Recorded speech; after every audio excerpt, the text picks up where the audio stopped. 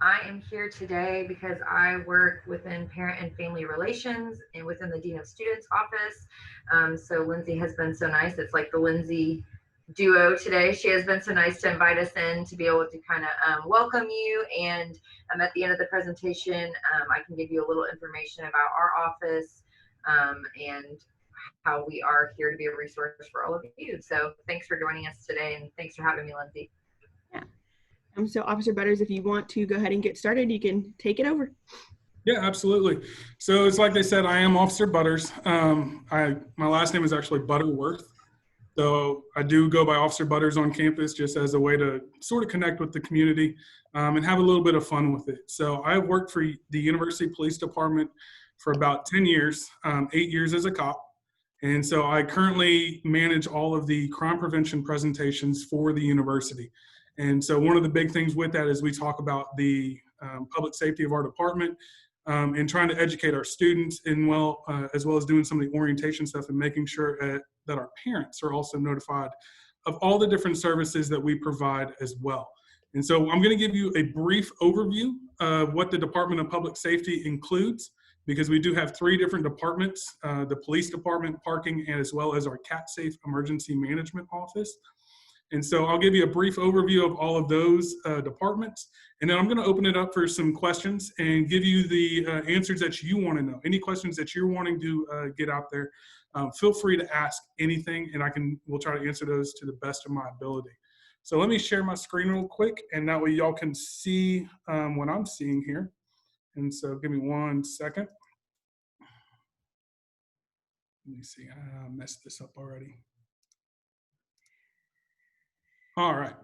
So hopefully y'all are all able to see our presentation here. That it's going to be real brief and short, but I want to get you all of the contact information for our office. And like I said, we have the University Police Department, our parking management office, as well as our emergency management, which deals with CAT Safe.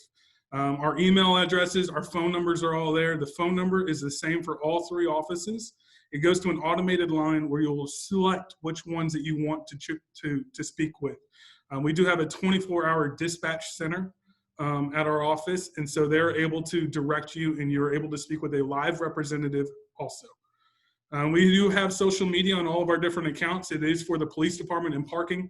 Facebook, Twitter, Instagram, these are our easiest ways that you're able to connect with us and communicate. So just some of our services that we have here. This is just some general services. Generally, always one of the ones we ask is, do you have an escort program? And yes, we do. The escort program is a way for anybody that feels unsafe at any point in time on campus. We will send a uniformed employee, whether it's a police officer or a student assistant, a uniformed student assistant, and they can walk with you to all of your on-campus destinations. If you have any problems with a vehicle assistance, we have jump start assistance that can assist you. Some of our officers are actually trained in doing flat tires. And so we can actually assist you with changing a flat tire, and that's all free of charge. We don't do lockouts. So if you lock yourself out of your vehicle for any reason, we do refer you to a local wrecker service, and that's just part of liability. Some of the other things that we have, hopefully you aren't seeing that. Some of the other things we have, the program presentations, this is what I love doing. We have our active shooter awareness, alcohol, drug abuse prevention, domestic violence, sexual assault prevention, as well as our CAT Safety Bash. And that is a program that we put on each year annually in September, hoping to put that on this year as well. And it's similar to a national night out. It's an opportunity for everyone to engage with your local public safety emergency first responders. We have fun. We bring a helicopter. I'll bring a rock wall. We'll do a Jaws of Life demonstration. We'll also light a burn room, basically a dorm room. We'll light it on fire. And so that way the students can see how fast the fire spreads. And we provide all of this education, like I say, free of charge. And the best thing that we do, it's also got free food, free giveaways, a whole bunch of free stuff. So we hope to see your students out there, and it's open for anybody, even the community, the public. If you want to make a weekend out of it, come on up, and you can also see some of the things that we have as well. The valuable property registration program that we have is a free service that we provide. So this is like a way that you can log any serial number or any valuable property that you have. Computers, laptops, Xboxes, like I say, cell phones, anything that has a serial number, you can log that property with us, and that's through your student SamWeb account. And they can log that property. And the reason why this is important is when a student has a phone, and usually we tell people, hey, your phone right here is no different than somebody else that has a black iPhone. The only difference between that is your serial number. So in the event your phone is stolen, you need to be able to access that serial number.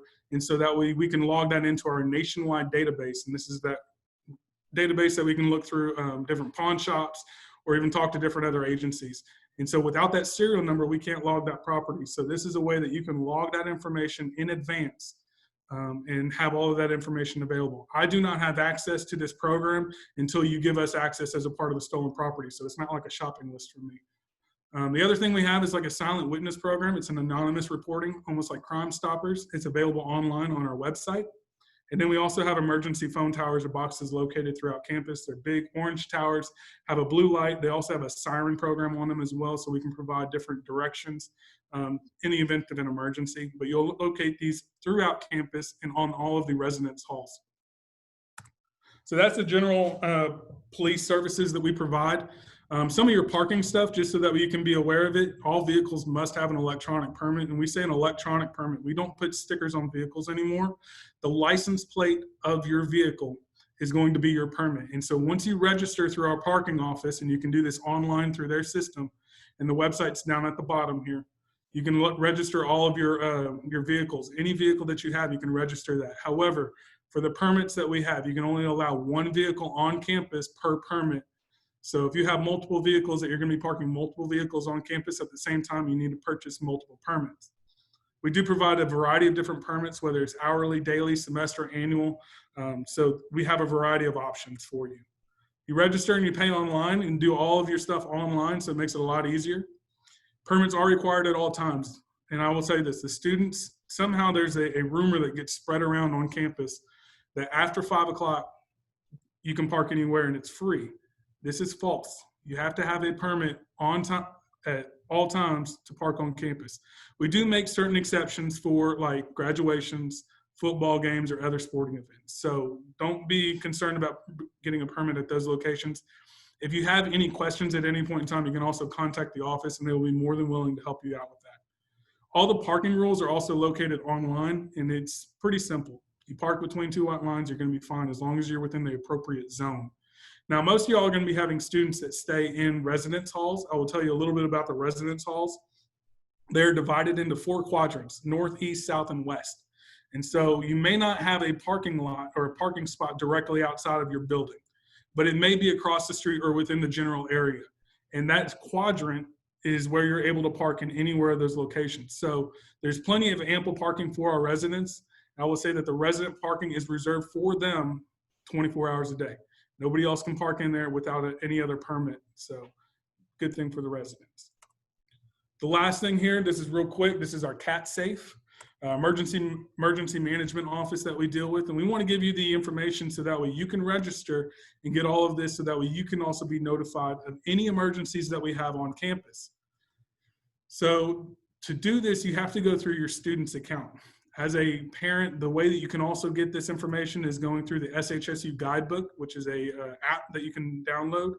Just basically search SHSU guidebook and you're going to find the CAT safe guidebook on there, and it'll give you all the information. Easiest way though is going to the website or going to your student's account on SamWeb, and that's shsu.edu SamWeb, and that'll get all the information where you're able to update all your emails on there and also add up to 10 phone numbers, and this is for text and voice. You can add up to 10 people that can become notified of any emergency on campus. We use this notification for any campus closures, emergency events, weather alerts, hurricanes, anything such as that. And so this is our best way that you can stay notified of all the different emergencies going on through campus. We also use this information for different crime alerts that are going on throughout campus as well. So any event that we say have a sexual assault or something like that, we will provide that information out to our students so that way they can also be informed. So overall, that's pretty much the just the brief overview of everything. I want to go ahead and leave this screen up so that way if anybody needs the information, they can go ahead and log it down. But I open this section up right now for any questions that you may have of us, of our department for over the 3 departments. So I don't know how you want to handle that, Lindsay.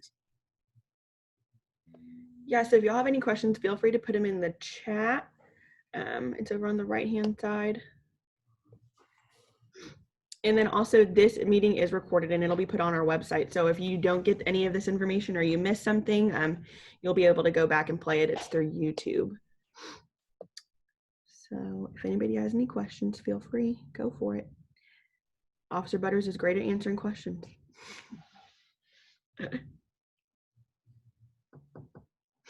And if you want to go over some of your FAQs that you have. Yep. So I do have some frequently asked questions, just as people do ask normally. One of the things that we always get asked is what happens when a TDCJ prisoner escapes? And just in general, if y'all aren't familiar with Huntsville, there are several TDCJ units, prisons here in town, one being several blocks away from campus. We utilized our CAT-SAFE emergency notification system in the event of any prison escape that causes a concern towards campus. I can tell you that with being on campus and with being in the area, we have a variety of law enforcement. We have the university police officers, and I sort of failed to mention this, our university police, we're not just stuck to campus. We can actually go anywhere that the university leases, owns, or uses property, and we can go anywhere in the county. We have a very unique jurisdiction. So we have several counties that we have jurisdiction in. Outside of us, we also have the Huntsville Police Department. We also have the Walker County Sheriff's Office, Texas DPS, the Office of the Inspector General, which is the prison police. And then we have just multiple law enforcement officers. So when something happens in the area such as this, say even an active shooter or just an active situation just in the area, what I like to say is that it's going to rain police. You know, you're going to get a variety of police officers from all over the location, and we're going to make sure that everything's safe. If something like this, such as this happens, usually the prisoners are trying to get out of town because they recognize that there's a lot of police officers here. And so we're usually trying to make sure that we're going to try to locate them. And then we're also going to make sure everybody on campus is notified. We do have the ability on campus to lock down the campus, have what I call like a little mission control button. It's like a little red button in our office. And that in the event, we can lock down the entire campus just by the press of that button. And so that's one of the other safety features that we have included at our campus. So Lindsay, I think you got several questions that might have popped in. Yeah, I got one. So do parents and families get ticketed during move-in weekend about cars when they're helping their student move in? During move-in weekend, we do not enforce our parking because we understand that we're going to have a whole number of people on campus. Now, with that being said, you have to park within the location between two white lines. It would be the easiest way to say that. You can't park on a fire lane, you can't park on the yellow curb, because then you're going to start causing problems to other traffic. And so as long as you park within the parking lots and park within the two white lines, you're going to be fine. If you have any other designation that say you need a handicap, definitely put the handicap placard. You'll be able to park anywhere you need to. But like I said, you don't need to register your vehicle for that day. Afterwards, we're going to start doing enforcement following that day after the move-in weekend. And then another one is, when are you allowed to purchase parking permits? So our parking registration system, I believe, is going to go online, if not this month, and I say this month meaning June or July. So we're waiting to get some information from our third party that we use. So they're trying to download some information. We've got a few changes happening within our office. Our parking office is currently located at our office off campus. However, our parking office is transitioning to a new parking garage that's going to be located on campus next to our Coliseum. And so there's a lot of information that we're having to relay and change over. And so I would say that probably by July, you are going to be able to download or to register your vehicles and park on campus and pay for those permits. The payment for your permit is going to be to your students' fees, just like you would normally pay for your school. Okay. Any other questions? So I'll briefly go over some of this other stuff. Our average response time, someone usually will always get this question as well. I can tell you it's pretty quick. We have about a 1 square mile location that we look at main campus. Like I said, we can go anywhere in the county, and we do have several locations that are off campus as well. We could say like in Riverside or a few other locations around. However, in the event of an emergency or in the event of a call that we get, we're usually there with anywhere from 5 to 10 minutes, depending on where our officers are located. In the event of an emergency, I can tell you we're there a lot quicker. We have a variety of one-way streets that are on campus. That's the good part about being a police officer. I have red and blue lights and sirens. I don't care about a one-way street. I'm going to get there. Okay, so I don't want y'all to be worried about our response time. We're going to get there. One of the other questions we always get asked is, do we have a self-defense program? We don't have an actual self-defense program for our department. We're trying to get something created. We actually have several officers that are trained in law enforcement self-defense, and we're trying to transition that into a civilian self-defense program as well. Part of this is that we are trying to sort of build up that community side of our department, give a little bit more people, have an officer that can be assigned to this location. Like I said, I do a lot of the crime prevention programs, but I'm also a patrol officer. So I work night shifts, I work day shifts, just depends on the situation. And so your students may have the opportunity to see me while I work in a law enforcement function or also in the crime prevention function. So we're trying to get that set up, but there are other student associations on campus that you can participate in that do self-defense, or there's a variety here in the Huntsville community that also teach self-defense as well. Common question we also get is, what do we primarily respond to? Our primary response is usually going to be towards property crime. Usually some people think they're always worried about sexual assault or domestic violence or alcohol and drug abuse. We do deal with those things as well. However, property crime is the #1 thing that we primarily respond to, whether it's theft or burglary. Those are the #1 things we respond to. And that's as simple as making sure that the students lock their vehicles, hide all of their stuff, and parking in a well-lit area and taking their keys with them. That's as simple as that. We can start mitigating some of our property calls just if students would start looking at those things. I can't stress it enough. If you see something, say something. Contact our office at any point in time. If you see something suspicious, something that's out of place, or just something that's just off, contact our office, and our officers and our dispatch will definitely assist you. And we'll probably have an officer respond to the scene to help you out. Another question we usually get is, what self-defense weapons are allowed on campus? For those that are not aware, we are a state institution, and several years back, the state legislature said that state institutions must require concealed carry on campus. This is a law that we have to comply with. I can't, say, no, we're not going to allow weapons on campus. We have to comply with it. So there are going to be individuals on campus that may be concealed carrying. Now, with that being said, I don't mean that to scare you. These individuals have to be 21 years of age, and they also have to go through that license to carry program through the state of Texas. I can't ask an individual if they are a license to carry holder. I can't register this individual saying that, hey, you need to register your weapon with the university. We're not allowed to do that. It's more of like a protective status. So there are individuals that may be carrying self-defense or concealed carry weapons on campus and even within their residence halls. There are certain locations that are not allowed on campus, such as your sporting facilities, any place that might be a student grievance, or some of your medical locations like your health center and counseling center. You're not allowed to carry a weapon there. Now, we're also talking about some of the other self-defense weapons, such as, say, pepper spray. That's usually a common question we get. Is my student allowed to carry pepper spray? Yes, you are allowed to carry pepper spray on campus and in the residence halls. Here's what I would highly recommend, though. Know how to operate any self-defense weapon that you're using. Because when you're using any sort of self-defense weapon, you want to make sure you know how to use it, and you also know how you may react to it. Officers like myself, we do carry pepper spray, and I can tell you I've been pepper sprayed a few times. I don't like it. I know how I'm going to react to it, but I know that it's a use if I need it. The other thing that you are allowed to carry on campus is a taser. Okay, we had that common question of, is my student allowed to carry a taser or a stun gun? You are allowed to carry this weapon in the academic areas or in the open areas of campus. However, the residence halls have a current policy that prevents you from carrying this weapon in the residence halls. So you are not allowed to carry a taser or stun gun in the residence halls. And like I said, know how to use and operate these weapons, know what their abilities are, and don't rely on this as your sole defense. Because there's a variety of things that you can do, but the biggest thing is knowing how to operate those things whenever the time comes. So I've already touched a little bit about concealed carry, and so I'll leave that question, but the last thing is about crime statistics. So if you have any questions about what our crime statistics are, you can always go to our website, and that's right at the bottom of the screen, shsu.edu/police.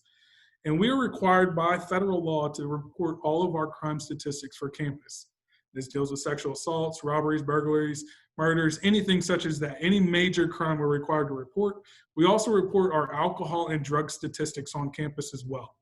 You can go to our website, and what you're looking for is the Clery report. That's C-L-E-R-Y report.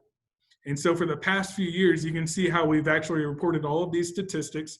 It also gives you information about the fires on campus that we have that are reported as well. Generally, we are very good in reporting all, or I can say we are good at reporting all of these statistics, but I can tell you that we're generally a very safe campus. We've actually been acclaimed as one of the safest campuses within the state of Texas and also nationally within the past few years. And so if you have any specific questions about the crime statistics, that's where you're going to find that information. Like I said, we do normally respond to property-related crime. That doesn't mean that we don't respond to, say, alcohol and drug abuse calls or sexual assaults, domestic violence, or anything such as that. All right, I think you got another question. Did you say it's okay to carry a taser or stun gun on campus, but not in a residence hall? Just a clarifying question. That is correct. You are allowed to carry one on campus. However, you cannot carry the taser or stun gun in a residence hall. You can carry pepper spray anywhere on campus, though. Okay, and then next question is, are guns allowed in the residence halls?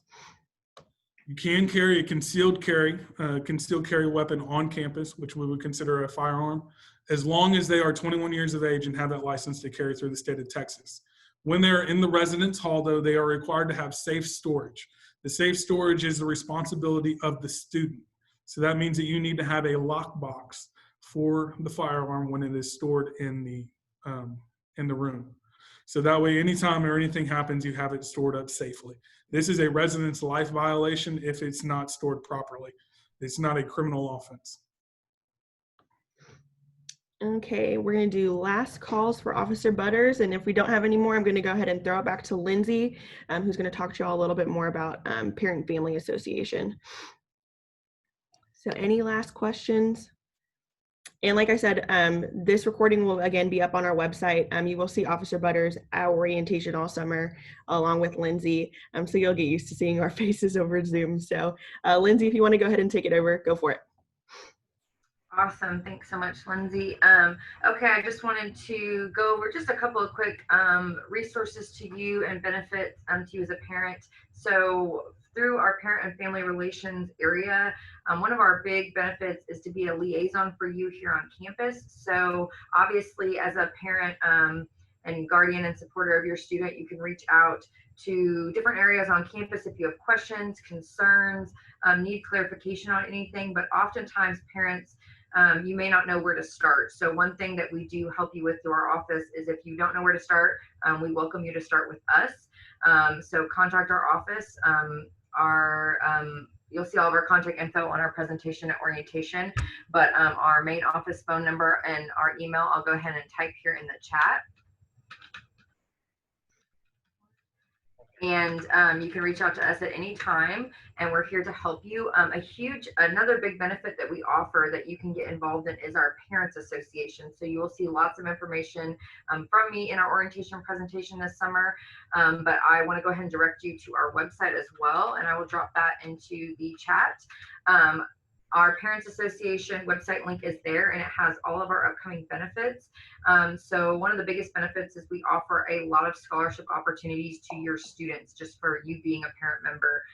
So we are upping our scholarship increases this year. We will be giving out $10,000 annually to students whose parents are in our association. And to give you an idea, annually we have about 1,000 to 1,100 Parents Association memberships that we sell, and you get a membership discount card for when you come into campus or into Huntsville. You're able to use at restaurants and hotels and retailers around town to get some discounts when you're here. We do have a parent t-shirt you will receive. We have a really exciting new Parents Association card decal. And then we send out personalized newsletters every single month, so you can keep up with what's happening on campus. We feature a Family of the Month regularly. This year, we're going to have a membership directory that you will be able to opt into. It is not a requirement, but that will maybe help you connect with some other parents who want to get involved and kind of plug yourself into the campus a little bit better. And also this year, we're going to start a closed Facebook group. We do have a public Facebook, which I would encourage you to go follow. I will also put that into the comments right now. And go ahead and get on our Facebook, because you can go ahead and get plugged in. There's a lot of announcements that we put or questions that we answer there. One thing we're going to be doing, since orientation is going to be so compact this summer and in the digital format, it'll be the last 3 Tuesdays of June and July. We are going to be doing a live Q&A on our Parent and Family Relations Facebook from noon to 1. All of that's going to be in our presentation, but go ahead and plug into our Facebook now so you'll get updated information on that and all of our other endeavors. But if you join us there and plug into that Facebook, that's a great resource. If you join our Parents Association, you're going to get access to our new closed Facebook group, which is going to be really handy because it's nice. There's certain questions I can't answer as a staff member on campus. I can't recommend apartments to you off campus. I can't recommend, a car shop if your student's car needs their oil changed or needs anything fixed or things like that.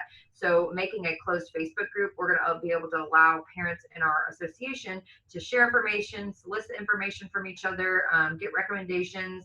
And we've had some of this on our current Facebook, but it will really allow people to be able to share there a little bit better. And we found a lot of parent to parent interaction has been very, very helpful. And people can say, I've been there 3 years and this is my best recommendation for dealing with this, or this has been my experience. So that's going to be a new great resource that we're going to have there. Our memberships are not live yet. They will be live starting during orientation. So all of that information will be available to you. You'll see it in our orientation presentation. And like I said, we'll be back on Tuesdays, the last 3 Tuesdays of June and July, live during the lunchtime hours. We're hoping you'll be able to pop on. If you cannot, we will save those and post them kind of how Lindsay is doing with these presentations. But we'll be able to go over anything in detail. If there were questions during orientation or things maybe that we were not able to answer through our presentation, we would love to interact with you at that time. So make sure to hop on and also, make a little note to get plugged into our Parents Association this summer. It'll be a great resource, and we're here and happy to serve you. Awesome. Well, thank y'all again for joining us, taking some time out of your day to hang out with us. Again, this will all be online. I have a question. If a student needs an escort, is the phone number the same, 294-1800? Yes, it is the same phone number, or if they're next to an emergency phone, they can press that emergency phone and that's a direct link to our office as well. And so we can meet them at that emergency phone tower. Okay.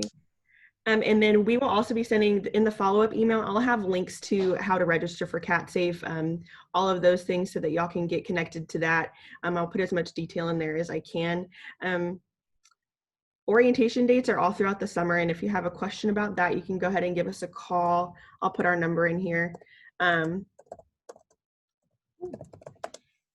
And again, we will all be there at orientation. So you're going to get more information, more opportunity to get some questions answered. So if you think of anything between now until your orientation session, just know it'll get answered.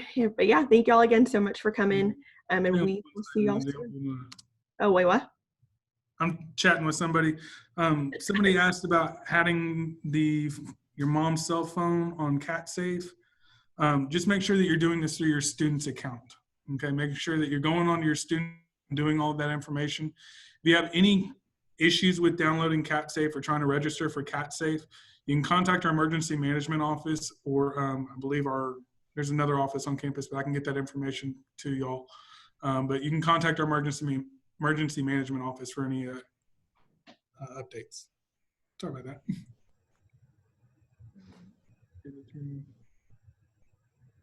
Okay. Yeah, if you're having an issue, I would go ahead and just contact that emergency management number. Yeah, that would be the easiest thing to do. And I'll let them know that they might be coming and contacting them. And I'll see if I can get another better number for that as well. Great. All right, well, thank y'all so much. Y'all have a great day. Bye, y'all.